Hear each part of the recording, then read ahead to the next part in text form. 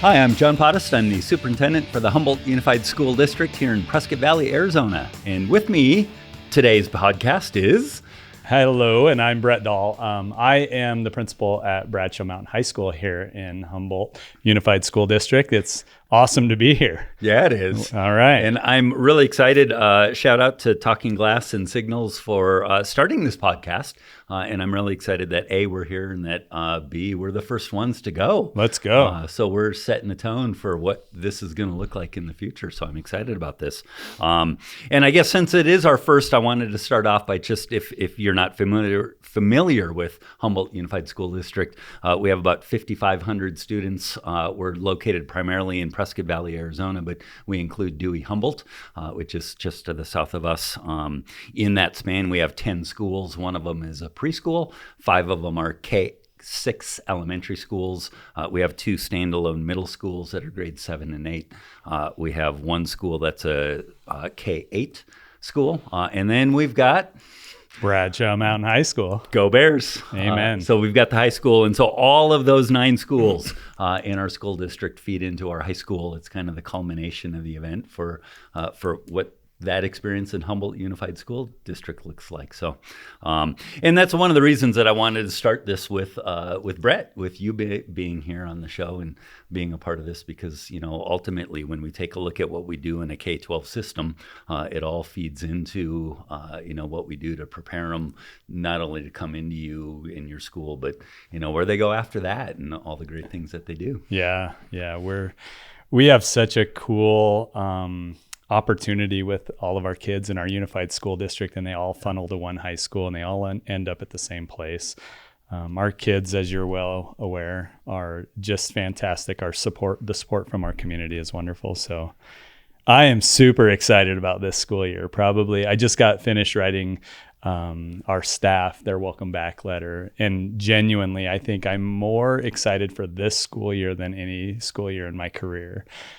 Just Why coming. Is that? Well, yeah. You know what's been going on the last couple what's going of years, on? Right? I'm so proud of the work that our staff has done in the last 2 years, but also our kids.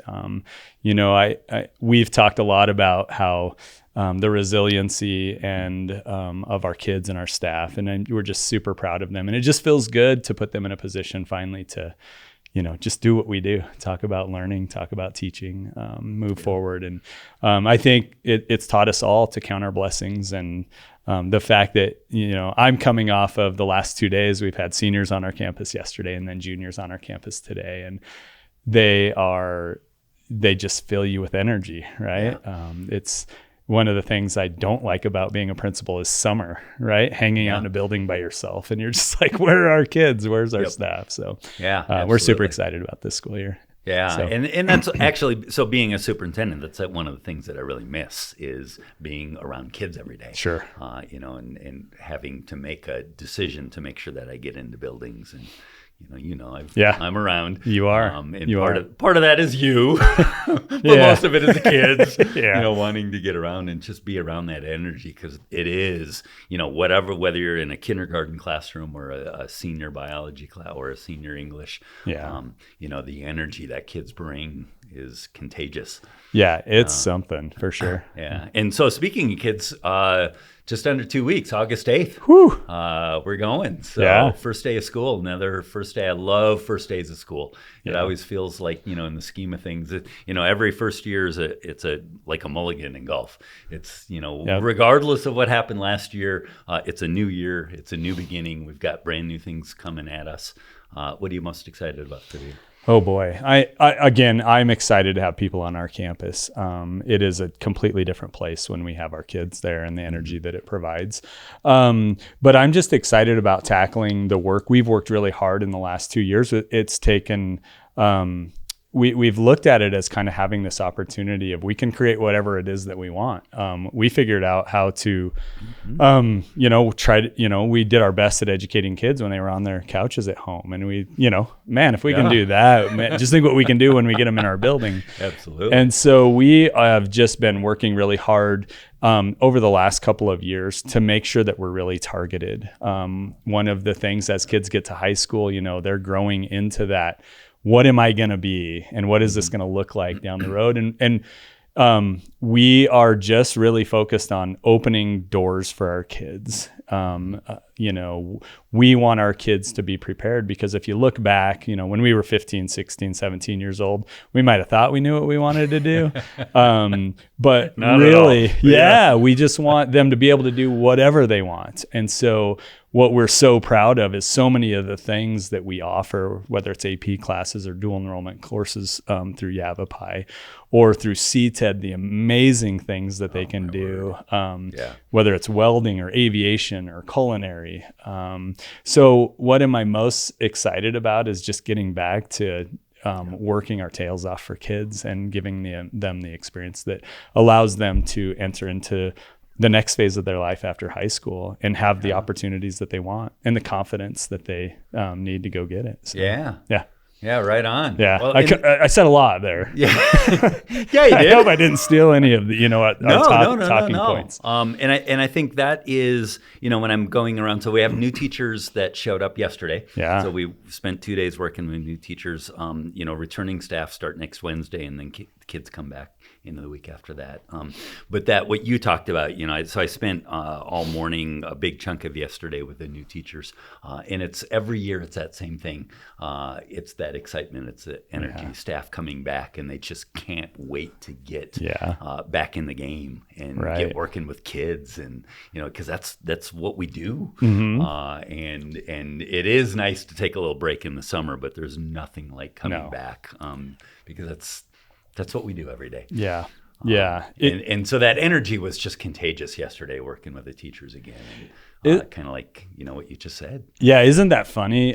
So we had quite a few of our staff actually retire last year. And you hate to see those staff go, but the only saving grace is we would interview people and they're like, I've been waiting for 9 years to get to this school. And you're just like, again, that energy that they bring to our already phenomenal staffs around our district.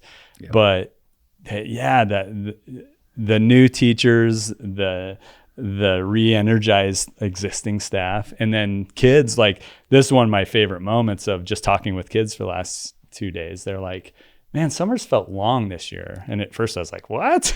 No, it has not been long at all. But I listened to what they had to say, and they're just ready to get back into a routine.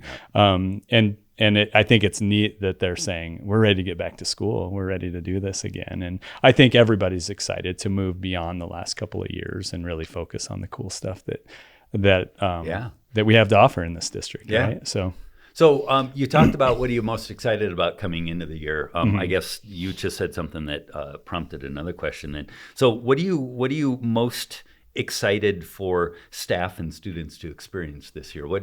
What do you think it is that the draw for Bradshaw Mountain High School is when we talk about kids wanting to be there? Why do they want to be there?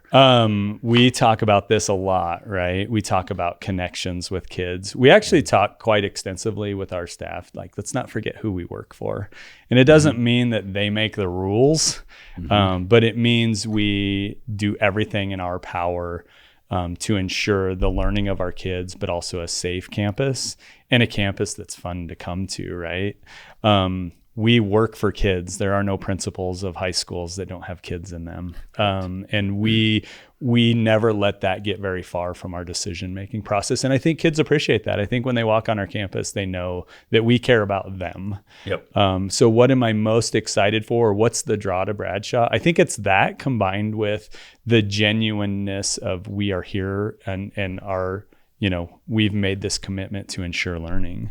You don't fool high school kids. They don't walk into classrooms and they go, oh, you have my best interest in mind, when you don't. Yep. And I think to a T, our teachers have their best interest in mind, and they think about kids and the decisions that they make.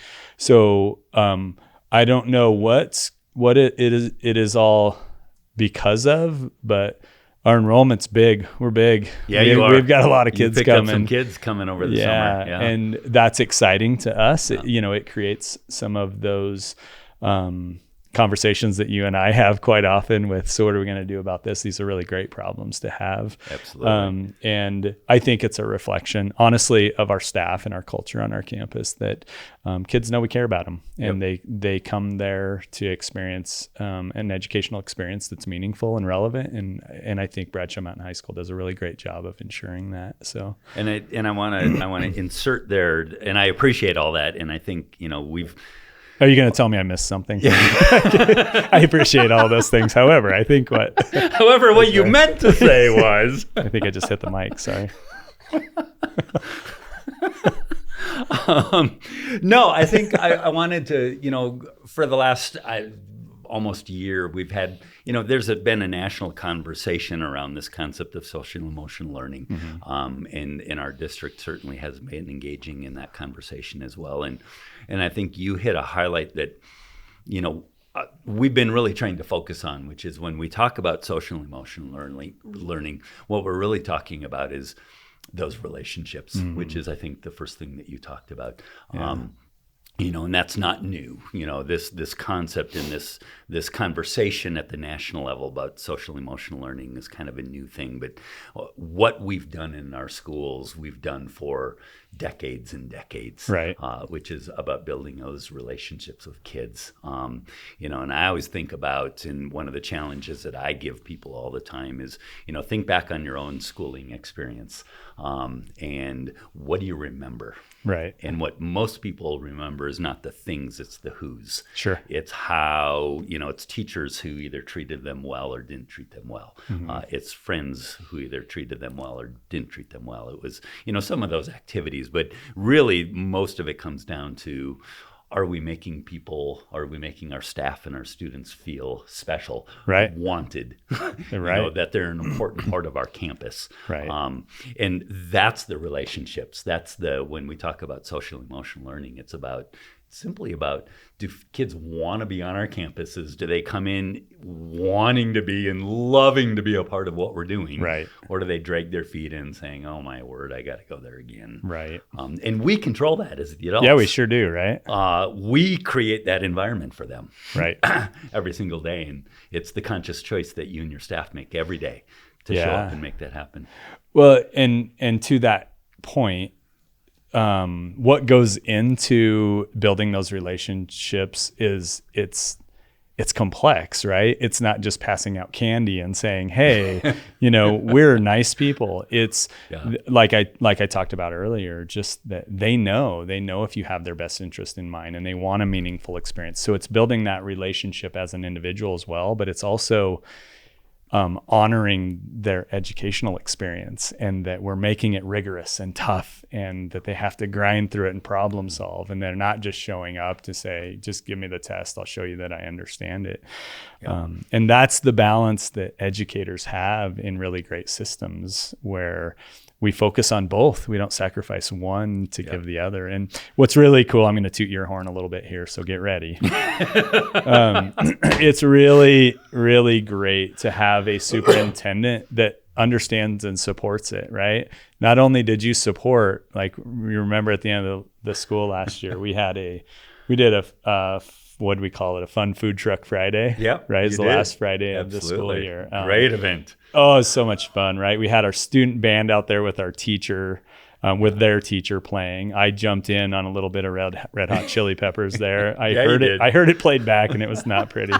But being an environment and a culture and a community that we can enjoy each other's company on a high school campus, and we talked about empowering our kids, and that culture of compliance. It's really easy to inch towards that if we're not careful as educators, and get into that mode of do what we say. We're the adults, we're telling you what to do. But empowering our kids, and actually how much better they respond to that, where they're taking ownership of our campus.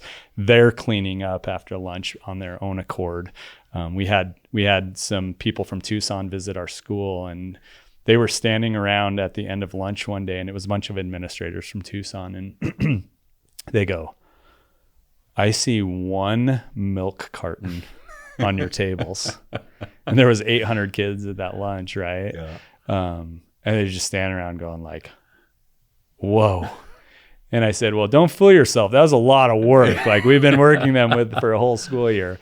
But they know, like, we're not just saying, pick up your stuff. We're saying, like, hey, we want a really clean environment that we're proud of. And we want you to be a part of that and take ownership of it. And our upperclassmen do an amazing job of helping our underclassmen. So I'm tangenting a little bit, but thank you for supporting and being aware of how important those things are to building the culture so that we can excel and we can, back to my point is not only did you approve it, but then you're there and I'm like, oh gosh, I hope this goes well. And it was phenomenal. It was so fun for our kids and you're out there hanging out with them. And so that's what makes it work, right? You got to have that support of people who trust us enough to trust our kids enough to do really great things, both in the classroom, but then also giving us the opportunity to build that culture, which makes it that place that they want to show up to, they want to come to, and then we have high expectations of them when they get there, and ultimately they appreciate it. So, yeah. And I really like that. You talked about the culture of compliance, and that's a challenging. Yeah. It's easy to go down that road, but I think the key word that you used there is trust, and it really starts with, I think parents. It starts with the parents and the fact that parents trust us. To send their kids here. They do. And as a parent myself, I know that. You're sending the most precious cargo you have. Yep. And you're trusting these adults to take care of them during the day. Yes. And so there's an element of trust of parents allowing us the honor of working with their children every day. And then from there, it has to continue to go down there.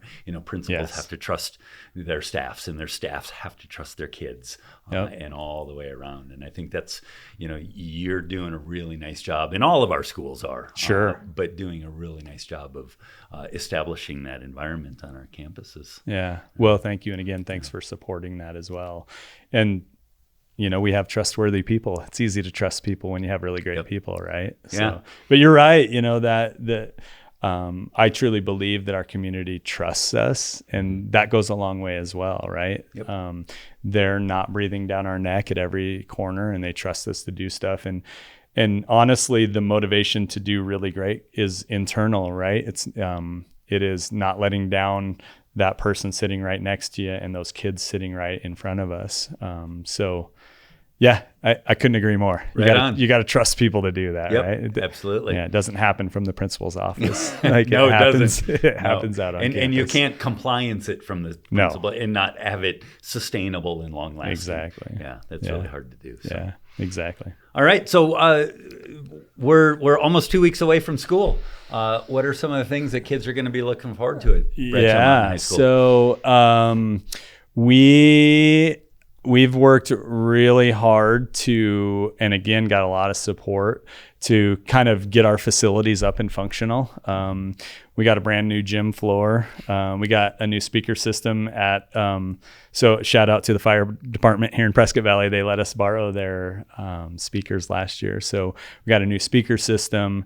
Our custodial staff were you have some wood, knock on something. Whatever please. This is. Fully staffed at the high school right now. We've just worked really hard to make sure our kids come back and they go, wow, like we do have a great place to come to school and learn every day.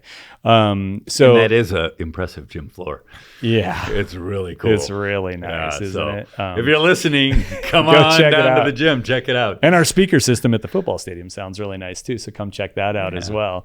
Yeah. And we're getting a scoreboard as well through the help of our booster club and the district pitching in for that as well. Just things, to get up to speed. We're going to put some stuff on the back of our stadium. We just ordered it today. That says welcome to Bradshaw Mountain High School, and really that when you enter our campus, like something that we are super proud of. We're super proud of the work that our kids do. And then just again, kind of coming out of the last couple of years, just reestablishing that culture of this is your place. We're here to support you. What do you want to do? Our goal for our student council is to not say no to any of their ideas, but to say, how are we going to do that? Think big. Think, what's your principal going to ask you? How are we going to do it safely? What's our superintendent going to ask our principal so that he can sign off on it? And again, just really empowering them to kind of take the bull by the horns of their experience and and we just get to help navigate, the things that they want to do. I'm really excited about some initiatives that we have through, you talked about some of that social emotional learning and just what that looks like at the national level, things that we've been doing, but really ramping up and making sure our kids feel the connection when they get there that very first day. We ask all of our teachers to be out on campus welcoming kids. We're just welcoming them back and, getting started on the right foot and not having to worry about some of the distractions that we've had to worry about in the past. Yeah. In my time back here. Anyway. In your time, back in my days. Yeah. And I think you said something too that I want to touch on too, because you keep on talking about, that student advocacy and kids kind of taking responsibility. Yeah. And, as a school district, this isn't just the high school. This is all 10 of our schools. We've started to do some work with personalized learning. Yeah. And, our work is focused around kind of the key three that we've talked about. But the one that I think is really important that is germane to the conversation here is that student agency is what we're calling it. And as I think about your students and the culmination of from kindergarten, pre-K, preschool, all the way up through 12th grade. On May, and I don't know what the exact date this coming year is. I should know this, but so should I. But I'm not. Let's say it's May 20th. May 20th, like it's in that neighborhood. Graduation is May 20th. Yes. And so we've got these students through May 20th, and they've been our students. And then on May 21st. We're expecting them to be fully functioning adults, right? To go out and get a job, and all of those things that we're talking about with student self-advocacy and agency. Yeah. We're expecting them to do that. They got to find a job, they got to find an apartment, Yeah. they got to navigate a complex healthcare process. They've all of that stuff they've got to be able to do, right? And that is that agency. Yep. That's that we as quote unquote fully functioning adults usually, it's because we've learned how to advocate for ourselves, right? And how to take responsibility right. for ourselves. And so I really like the work that we're doing in our district to really, the more we do that and the more we work with students for them to take ownership, this is for them. Right. What we do every day is, we work for them, right? Because this is for them. This is their futures. And so what are we doing to help support them so that when they leave on May 21st, they can go out and do anything. Sure. Because they've got that agency and advocacy for themselves. Yeah. So I think you're asking me a question. Sure. So, yes, I was. Let me sit up straight and... Thank you for picking up on the question. Yeah, I'm pretty quick. So the one thing that I do love about summer, aside from getting to spend time with my family and because we get a little bit busy during the school year sometimes, right, is that you get time to reflect. And so I've been reflecting a lot on personalized learning this last summer and just saying, what are our next steps? And in order to do that, you kind of got to identify where you're at, right? Mm-hmm. So at the high school, if we think about the personalized experiences that we offer, and we broaden that out a little bit, that's where you get into the programs like through CTED. What do we have? I'm going to check my notes here. There's a lot of them. Right? I'll have to count them. It's over 20, where we got out of our own way. And instead of saying, wow, wouldn't it be cool to offer something like welding, or wouldn't it be cool to offer culinary or some electrical line workers?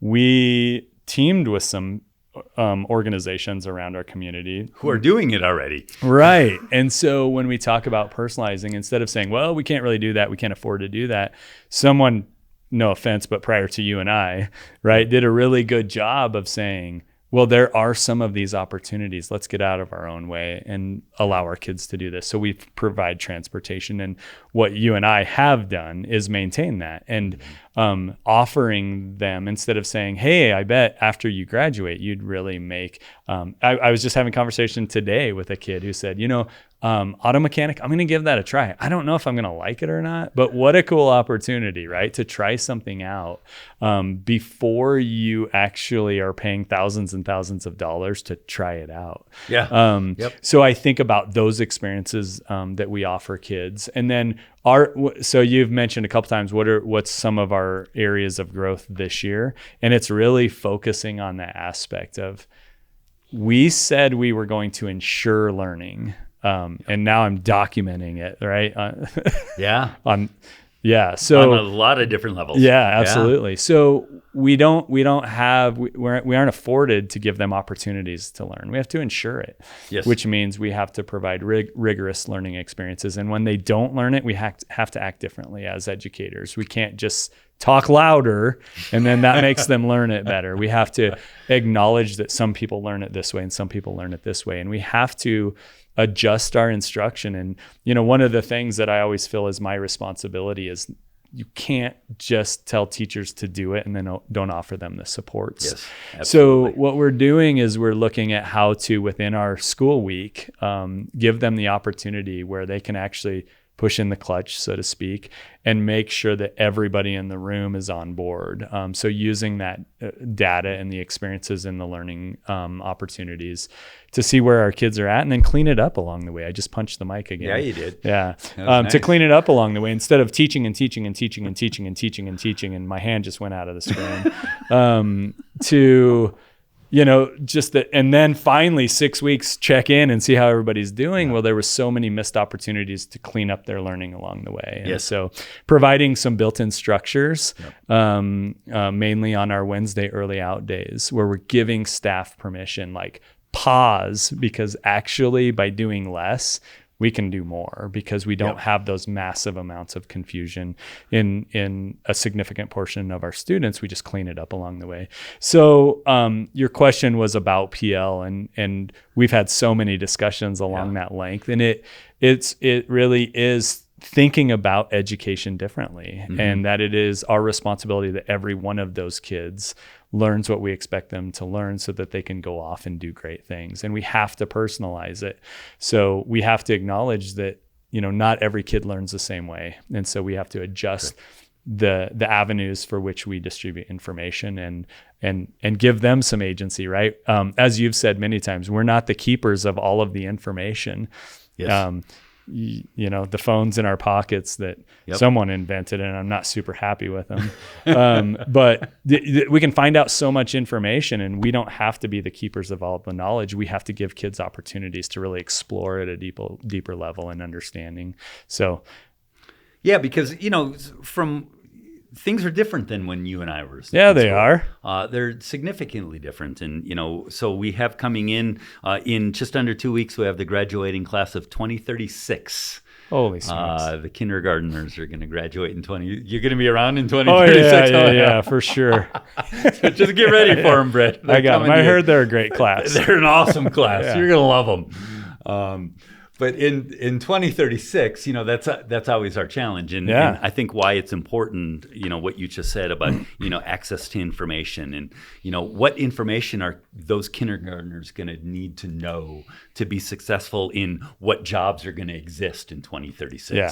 We can't predict that. No. We have no clue what that is. Right. And so rather than, focusing on let's teach them these specific facts that they may or may not need. Right. Let's focus on student agency, their advocacy, their ability to, advocate for themselves, but also to be problem solvers. Mm-hmm. Because no matter what 2036 or 2050 or 2070 looks like, if we prepare them in the right ways, which is what we're talking about, they're going to be able to do anything, right? And it doesn't matter what jobs exist because they're going to be prepared for whatever that Absolutely. looks like. And that's what I find exciting is trying to find, recalibrate and retune what those definitions of teaching and learning and the experiences that our kids have when they walk into our campuses.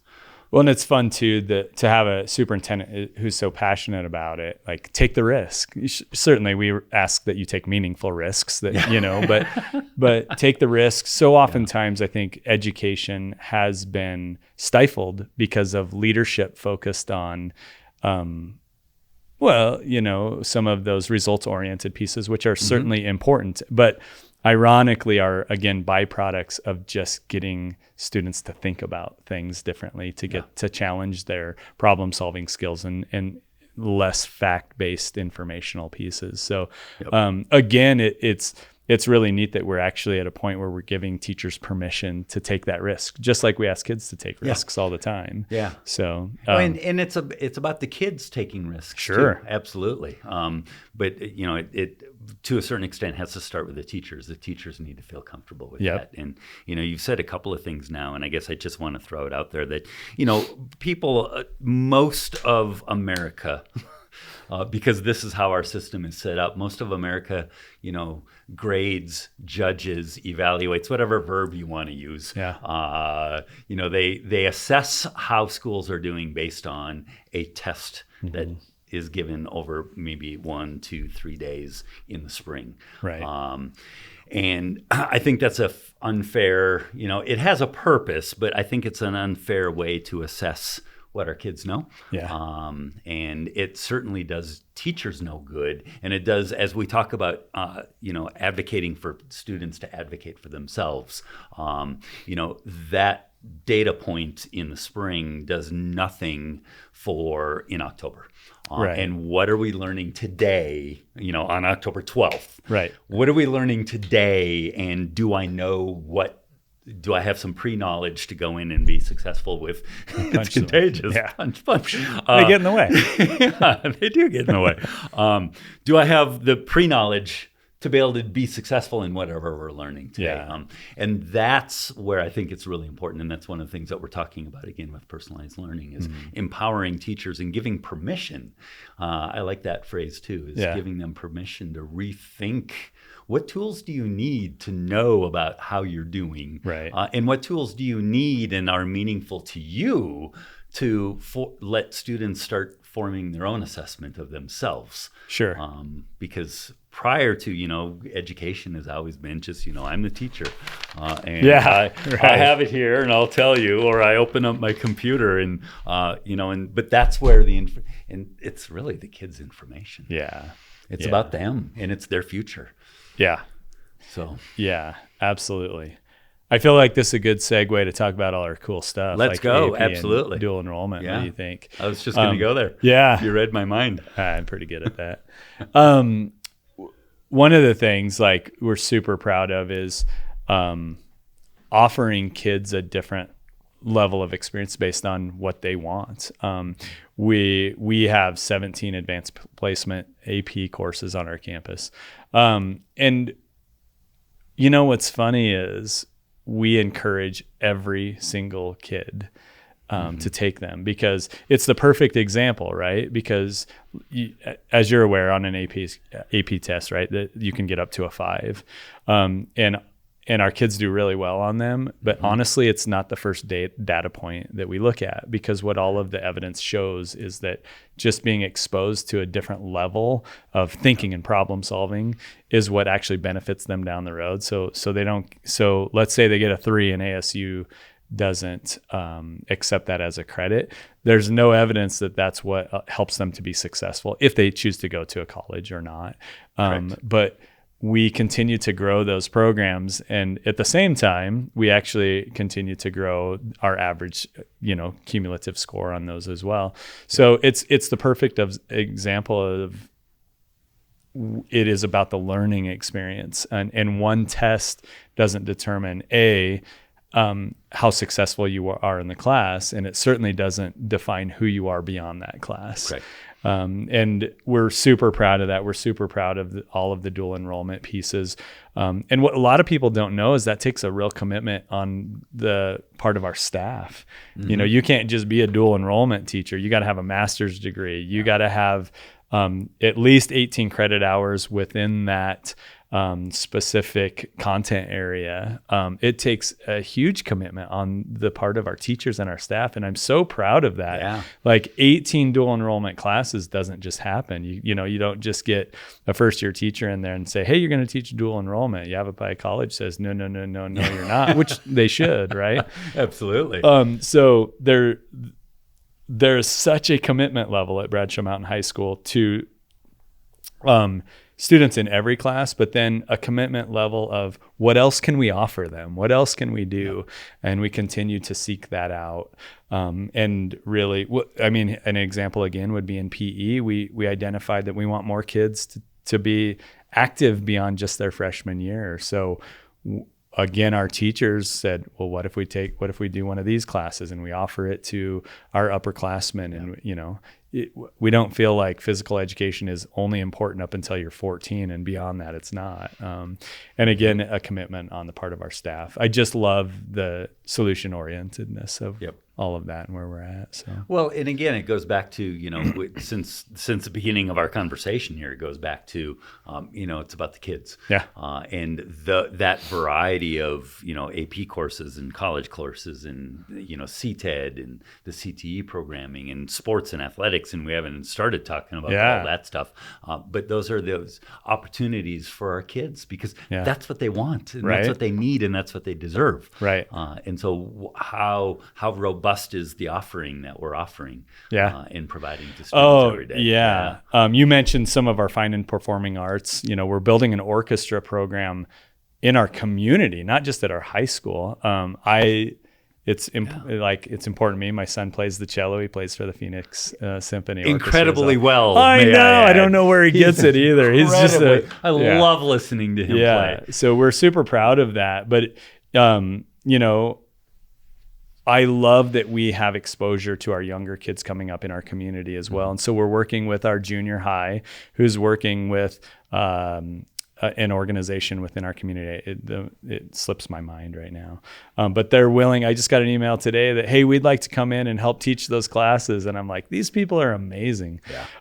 And it's all because they just care about the kids and offering that. So we offer, you know, drama. We really have worked really hard, because as we know, funding goes away. Those are some of the, you know, some schools and districts have made the choice those are some of the first things to go away. But I'm looking at a list of marching band, jazz band, concert band. We have 3 different choirs, and we have, again, a problem that you guys helped us solve, because we also have a choir teacher who is so passionate about guitar that now her guitar classes are through the roof.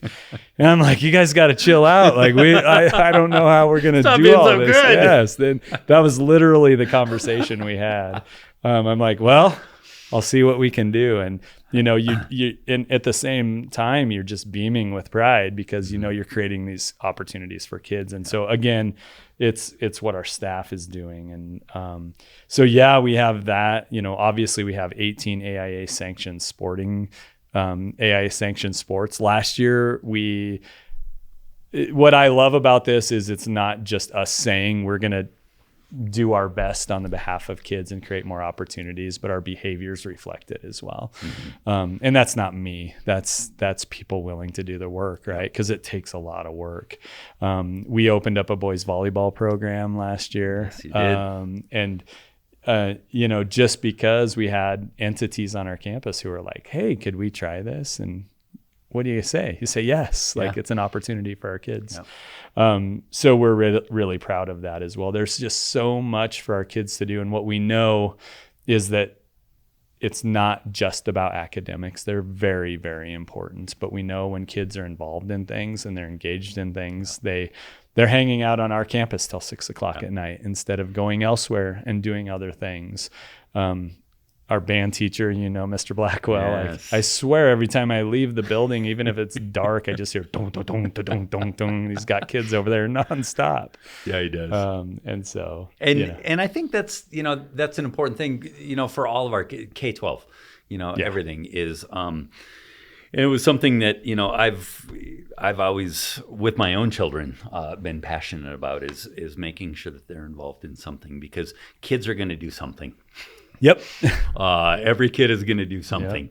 Yep. And the more, and that's one of the struggles that every district, every school across our nation is struggling with is, you know, there's some not so positive behavior that's happening, you know, out there. And the more opportunities that we can provide students, the more positive opportunities that parents can provide that. And if, you know, and that's where we partner with parents on is, for sure, you know, those opportunities that we provide kids are just really good character building, positive energy experiences that we want our kids to be engaged in. Right. All the time. And you guys, your campus is bustling. It's late into the evening a lot of times. Yeah. Yeah. Because you have a lot going on over there.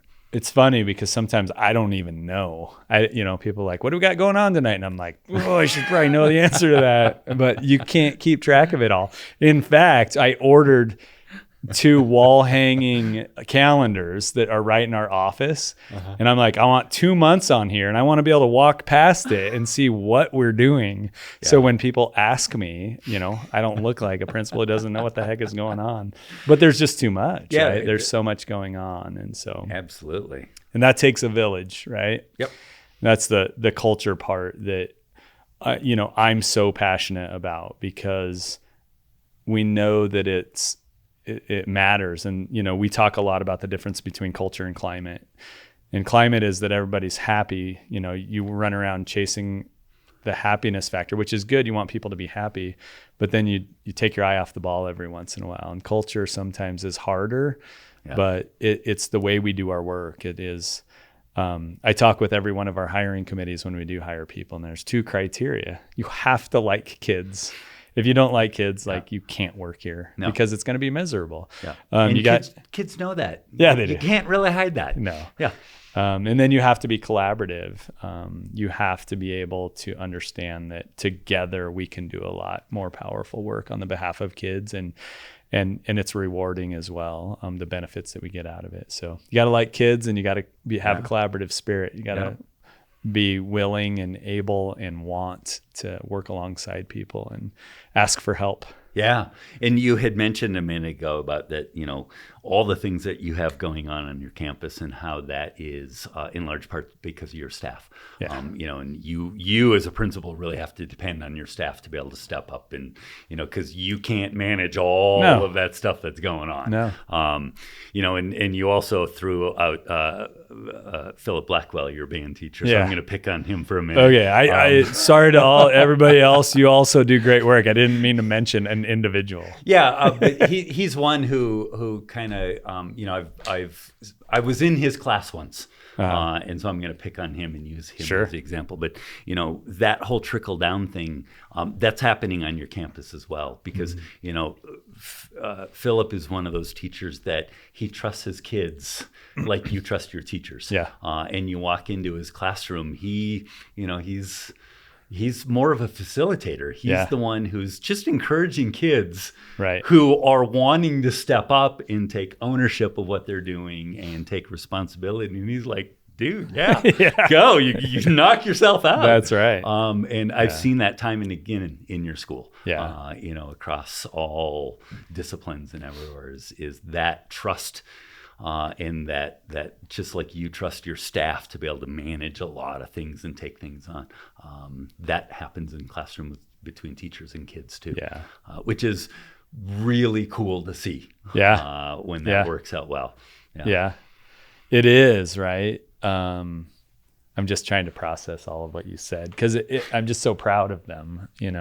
Not just our staff, but our kids, because they rise to the occasion. Mm-hmm. I think about the things we talk about in implementation steps. Is implementing a word? It is, Mr. now. English teacher. It is now. It's out there. That's my favorite word now.